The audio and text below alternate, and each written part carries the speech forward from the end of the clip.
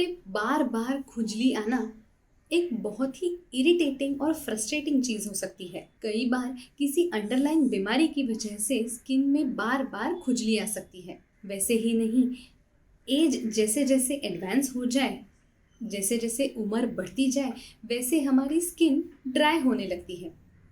Dry skin की वजह से भी स्किन में बहुत ज़्यादा खुजली हो सकती है। आपकी ड्राई स्किन का एग्जैक्टली प्रॉब्लम किसकी वजह से हो रहा है, ये समझने के लिए आपके डॉक्टर एक डिटेल्ड फिजिकल एग्जामिनेशन कर सकते हैं। अगर ज़रूरत पड़े तो आपके डॉक्टर आपको ब्लड टेस्ट करवाने का भी सुझाव दे सकते हैं, जैसे कि थायराइड टेस्ट या किडनी टेस्ट।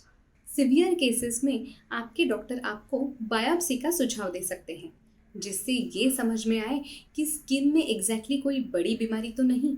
इसके अलावा थायराइड, डिहाइड्रेशन, एज ऐसे अलग अलग कारणों की वजह से स्किन में ड्राइनेस हो सकती है और इचिंग बढ़ सकती है। स्कैल्प सोराइसिस, फंगस इन्फेक्शंस, ऐसे कुछ बीमारियों की वजह से भी, स्किन की बीमारियों की वजह से भी स्किन में बहुत ज़्यादा इचिंग हो सकती है। अगर किसी भी चीज़ की एलर्जी हो जाए, पित्त जैसे बड़ी बड़ी अर्टिकेरियल रैश आ जाए, तो उसकी वजह से बहुत सिवियर इचिंग हो सकती है। इन सब के अलावा स्किन में अलग अलग इन्फेक्शंस की वजह से, जैसे कि स्केबीज, हर्पीज जोस्टर, या फिर कोई साइकेट्रिक प्रॉब्लम की वजह से, जैसे anxiety, depression, obsessive compulsive disorders, ऐसी कुछ बीमारियों की वजह से भी स्किन में इचिंग हो सकती है। स्किन की इचीनेस की ट्रीटमेंट पे सबसे ज़्यादा फोकस होता है कि इचिंग कैसे कम किया जाए और अंडरलाइंग बीमारी को पूरी तरह से क्योर किया जाए। अगर अंडरलाइंग बीमारी क्योरेबल है तो उसे स्पेसिफिक ट्रीटमेंट, स्पेसिफिक दवाइयाँ देके क्योर किया जा सकता है, जिसकी वजह से स्किन हेल्दी और नॉन इची रह जाए। इसके अलावा अगर ड्राइनेस की वजह से या फिर किसी एक्जिमा या सोराइसिस जैसी कंडीशंस की वजह से अगर इचीनेस हो रही है, तो आपके डॉक्टर आपको कॉर्टिकोस्टेरॉइड क्रीम्स या ऑइंटमेंट्स का सुझाव दे सकते हैं। इनकी मदद से स्किन की इन्फ्लेमेशन और इचीनेस दोनों कम हो सकती है। एलर्जिक डर्मेटाइटिस, सोराइसिस, एक्जिमा ऐसे इन्फ्लेमेटरी कंडीशंस में कॉर्टिकोस्टेरॉइड्स का एप्लीकेशन सजेस्ट किया जा सकता है। टॉपिकल एप्लीकेशंस के साथ ही साथ आपके डॉक्टर आपको ओरल यानी कि गोलियों की मदद से भी आपकी इचिंग कम कर सकते हैं। यूजुअली एंटीहिस्टामाइन्स नाम की दवाइयों की मदद से इचिंग को कुछ हद तक कम किया जा सकता है। सिवियर केसेस में लाइट थेरेपी यानी कि फोटोथेरेपी का इस्तेमाल करके इचिंग को कम किया जा सकता है।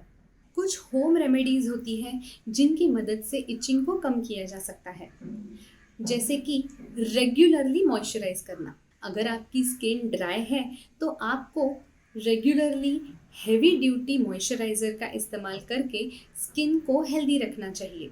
आप कोकोनट ऑयल का इस्तेमाल भी कर सकते हैं अपनी स्किन को मॉइस्चराइज करने के लिए, मॉइस्चराइज रखने के लिए। जिस भी चीज़ से आपको एलर्जी हो रही हो, जैसे कि किसी पर्टिकुलर क्रीम की वजह से, किसी खाने की वजह से, किसी साबुन की वजह से अगर एलर्जी हो रही हो, तो उन एलर्जेंस के संपर्क में पूरी तरह से ना आए।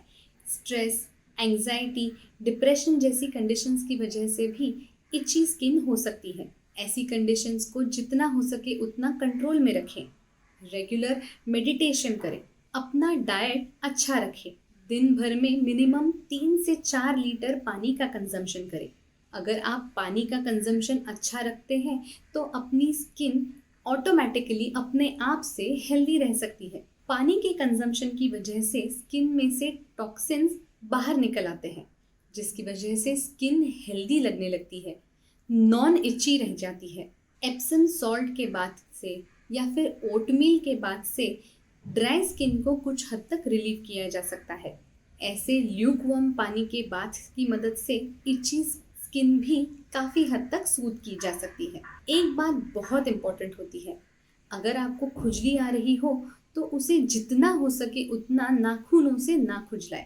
अगर आप एक जगह पे खुजलाएंगे तो वहाँ पे बार बार आपको खुजली आती रहेगी। अपने हाथों को कवर करके रखें और धीरे धीरे करके खुजलाएं।